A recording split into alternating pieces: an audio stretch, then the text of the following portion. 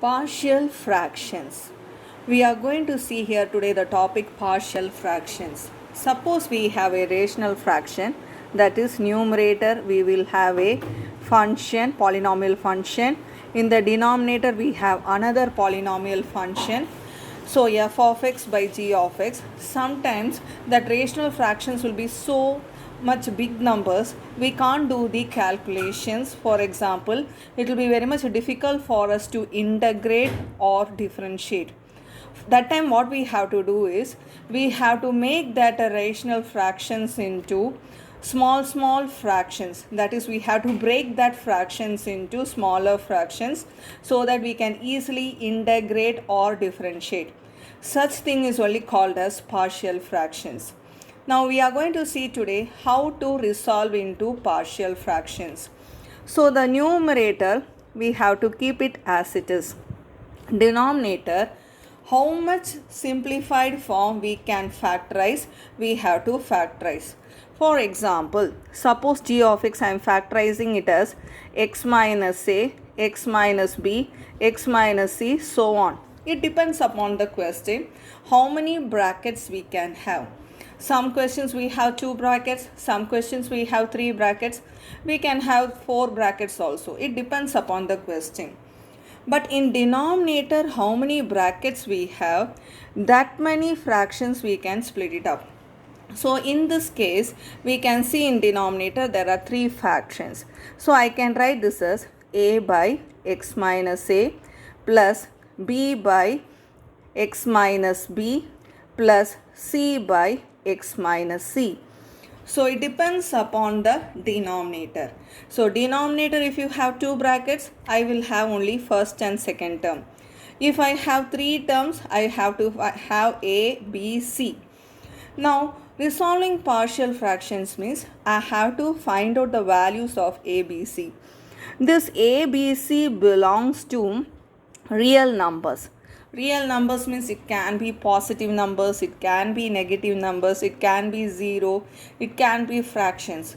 So all the numbers whatever we have learned till date, that are called real numbers. So a, b, c can be any real numbers. Exercise 2.9, first question. Resolve into partial fraction. The first question is 1 by x square minus a square. Here we can see in the numerator we cannot do anything. So the denominator, if you can factorize, we have to factorize. X square minus a square looks like our algebraic formula a square minus b square. We know the algebraic identity a square minus b square is a plus b into a minus b.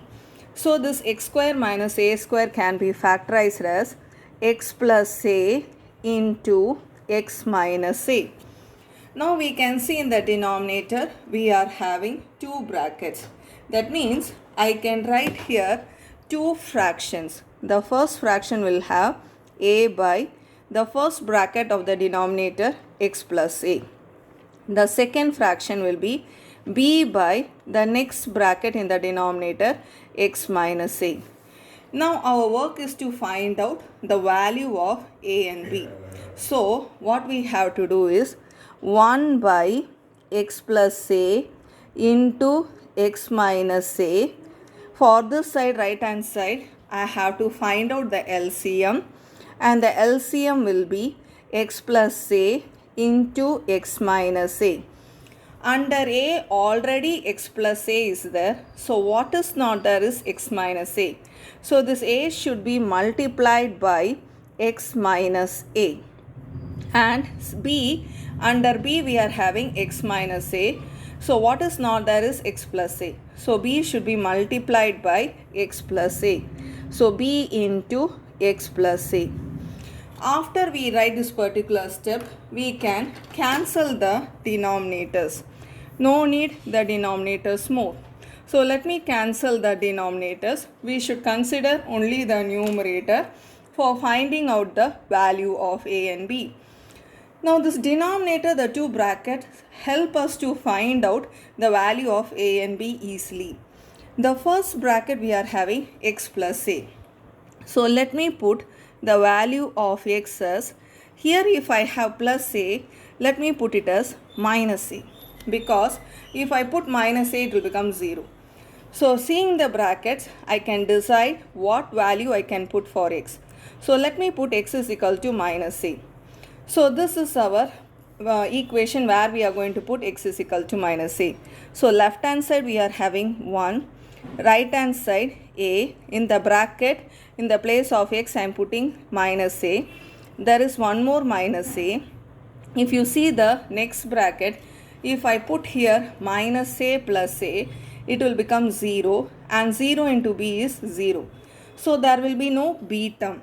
Now if I simplify the bracket, minus a, I can write it as minus 2a. Outside we are having that capital A, so let me write it. Our work is to find out the value of capital A. So let me take this minus 2a to the other side. So you will have the value of capital A as minus 1 by 2a. So I have found out the value of A. Similarly, I have to find out the value of B. So let me see the denominator next bracket. I have here x minus a. So let me put x is equal to plus a.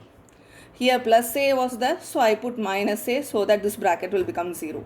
Here I have minus a, so if I put plus a only, that bracket will become 0. So let me put x is equal to a. Again, this is the place where I have to put.